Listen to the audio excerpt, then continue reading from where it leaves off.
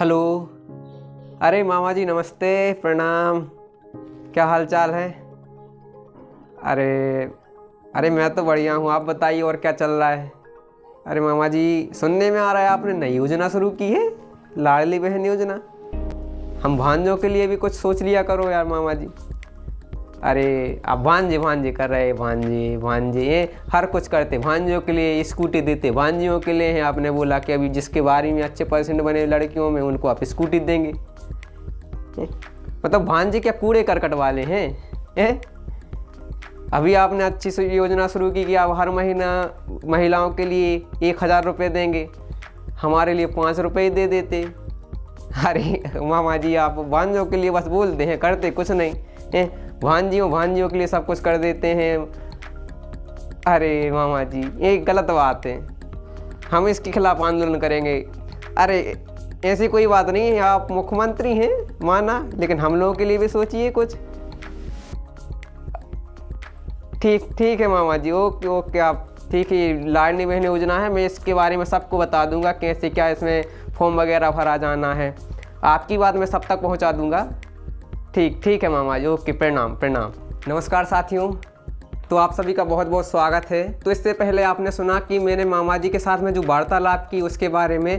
तो चुनावी साल चल रहा है और अगले साल पता है कि मध्य प्रदेश में विधानसभा के चुनाव होने हैं। उससे पहले आप लोगों को पता है कि चुनावी साल में कई योजनाएं आती हैं और योजनाओं से जनता को लुभाने का प्रयास किया जाता है। तो ऐसी ही योजना मध्य प्रदेश सरकार ने शुरू की है, वो है लाडली बहन योजना, जो कि मध्य प्रदेश के जो मुख्यमंत्री हैं शिवराज सिंह चौहान मामा जी के द्वारा इस योजना को शुरू किया गया है। तो इस योजना में क्या क्या पात्रताएं हैं, कौन कौन यह फॉर्म भर सकता है, कौन नहीं भर सकता है, तो इस पूरी जानकारी मैं इस वीडियो के माध्यम से आपको बताने जा रहा हूं। और जिनको यह पता नहीं है, अभी भी बहुत लोगों को पता है।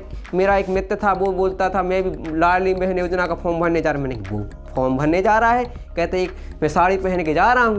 यानी पागल है क्या? लाडली बहन योजना का तू कैसे फॉर्म भर सकता है कि मैं बहन बन के साड़ी पहन के चला जाता हूँ, एक दोस्त को पति बना लिया। अब ऐसे एक नहीं, ऐसे बहुत सारे लोग हैं जो ऐसे घोटाला करने की सोच रहे हैं।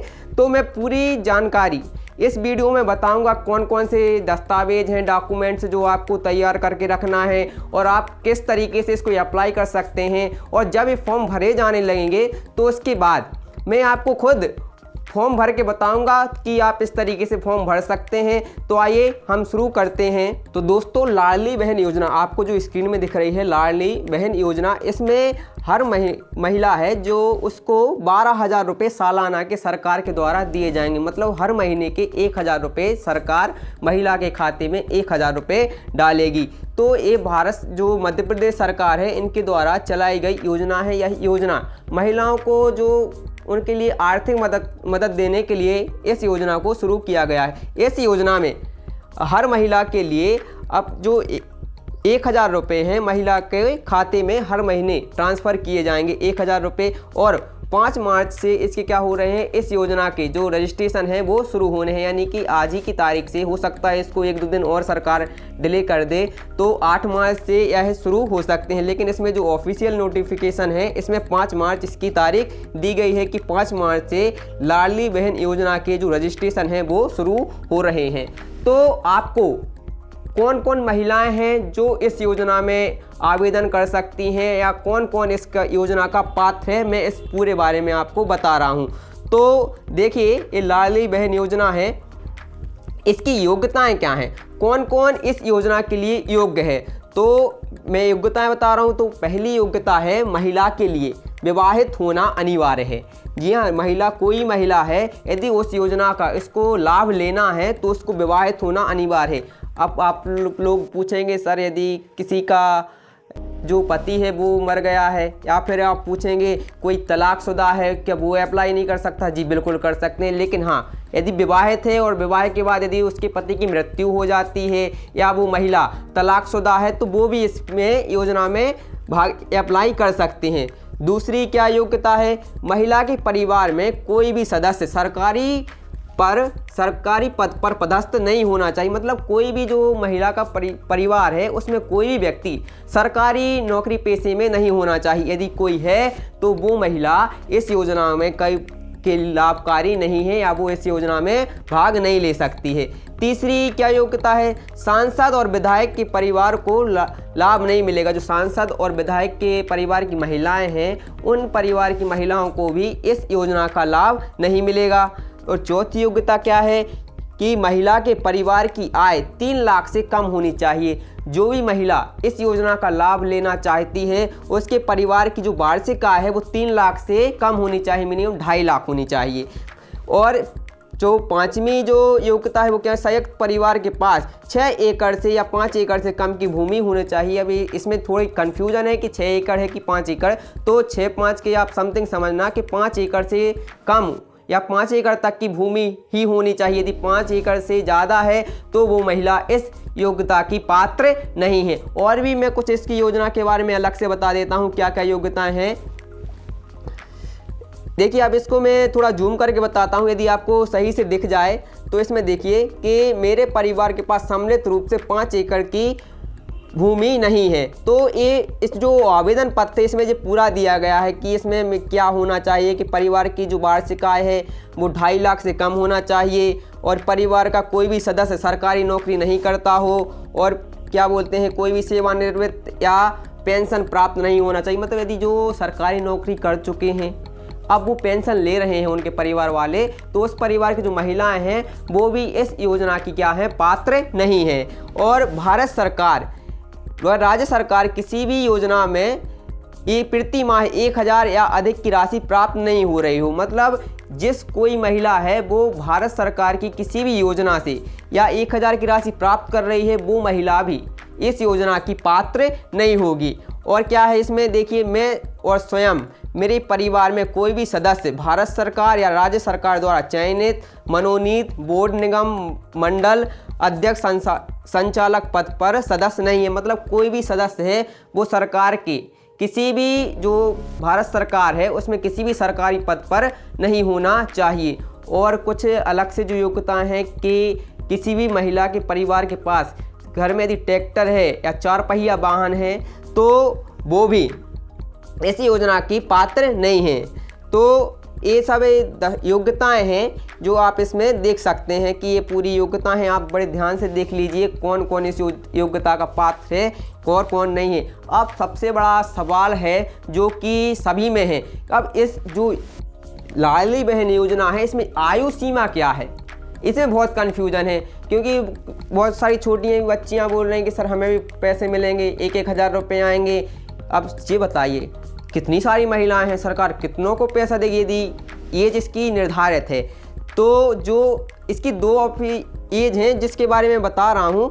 पहले तो इसमें सुनने में आ रहा था कि जो एज है, जो उम्र है वो 30 साल से 60 साल के बीच में है, लेकिन अभी जो इसका नोटिफिकेशन आया है या जो खबर है वो इसमें बताया गया है कि इसमें महिला की एज 23 साल से 60 साल के बीच में होनी चाहिए। अब इसकी जो सही जानकारी तभी मिल पाएगी जब ये फॉर्म भरने क्या हो जाएंगे, शुरू हो जाएंगे, कि अपन को पता चल जाएगा कि ये उम्र वास्तव में कितने से कितनी। तो आप ये तो समझिए महिला को शादीशुदा होना ज़रूरी है और उसकी एज है वो 23 के बाद ही होनी चाहिए, मतलब 23 साल से तो ऊपर ही होनी चाहिए।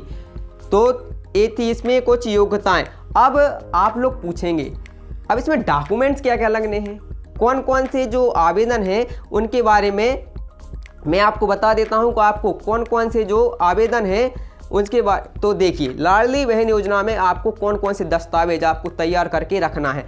तो पहले बहुत अफवाहें फैल रही थी। क्या अफवाहें थी कि इसमें निवास भी लग रहा है, पैन कार्ड भी चाहिए, आधार कार्ड वगैरह और क्या बोलते हैं समक आईडी। तो इसमें सरकार ने बहुत ही सिंपल तरीके से इस योजना को लॉन्च किया है और इसमें ज़्यादा कोई ताम झाम नहीं किया है। तो देखिए दस्तावेज में आपको केवल आईडी आपको तैयार करवाना है, यदि आपकी नहीं है तो समग्र आईडी आपको बनवा लीजिए। दूसरा है आधार कार्ड होना चाहिए महिला का। तीसरा है स्वयं का बैंक पासबुक, मतलब उसकी महिला का है, मतलब उसका स्वयं का अकाउंट होना चाहिए, वो भी KYC, उसमें मोबाइल नंबर लिंक होना चाहिए। फोटो, महिला की 2 फोटो होना ज़रूरी है।